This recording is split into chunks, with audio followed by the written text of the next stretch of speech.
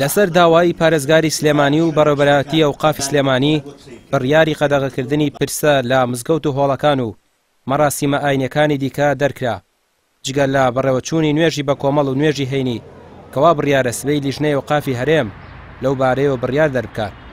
مامۆستایەکی ئاینی دەڵێت هەر بڕیارێک لە پێناوی بەرژەوەندی گشتیدا بێت ئەوان پابەندی دەبن. دیارە ئاینی پیرۆزی ئیسلام ئەوە بڕیارێکی قەتعیە ئەینەما تەکون المەصلحە فەثەممە شەرع الله.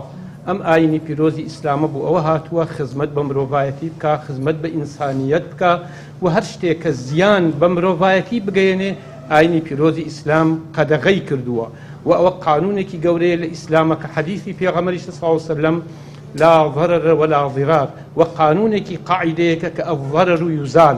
لەبەر ئەوە ئەبێ هەمومان مسلمانان خەڵکی ئەم کوردستانە پابەند بین بەم ڕێنمایانە بۆ ئەوەی هەتاوەکو بتوانین کۆمەلگاکەمان بپارێزین لەم نەخۆشیە کە ئەمڕۆ بڵاو بۆتەوە. ئێمە لەگەڵەوەیان هەر شتێک بێتەوە کاری پاراستنی تەندروستی هاوڵاتیان ئێمە لەگەڵی داین بۆ شەریعەتی ئیسلام بۆ خزمەتی ئینسانات و ئەگەر داخستنی مزگەوتیش بێت. لە دوای کۆبوونەوەکەی لەگەڵ مامۆستایانی ئاینی و بەڕێوەبەرایەتی ئەوقافی سلێمانی پارێزگاری سلێمانی ڕایگەیاند بڕیاری قەدەغەکردنی پرسە و بۆنە ئاینیەکان بە هەماهەنگی بووە لەگەڵ ئەوقافی سلێمانی و تا کاتێکی نادیار بڕیارەکە بەردەوام دەبێت. داوا لە سەرجەم هاوڵاتیانیش دەکرێت پابەندی بڕیارەکان بن بۆ ئەوەی هەموو لایەک لە بەرامبەر بڵاوبوونەوە و تەشەنەکردنی ڤایرۆسی کۆرۆنا سەلامەت بن.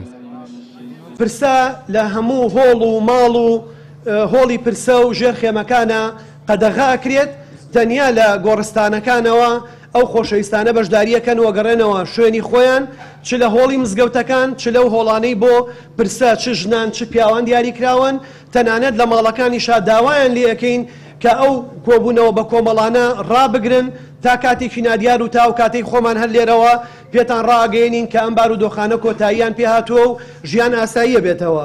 بۆیە داوا لە هەموو لایەگەکەین و لە هەموو مزگەوتەکان و لەوانەی خاوەن هۆڵەکان پابەندی تەواو بن بەم بڕیارەوە. خاڵی دووهەم هۆڵەکانی شەکراو خواردنەوە و بۆ نەخۆشیەکان و ئەو بۆنانەی پەیوەندیان بە بۆنە ئاینیەکانەوە هەیە لە ئیستاوە ڕائەگیرێن لە هەموو ئەو شوێنانەیە ڕائەگیرێن چ لە هۆڵەکان چ لە ماڵەکان.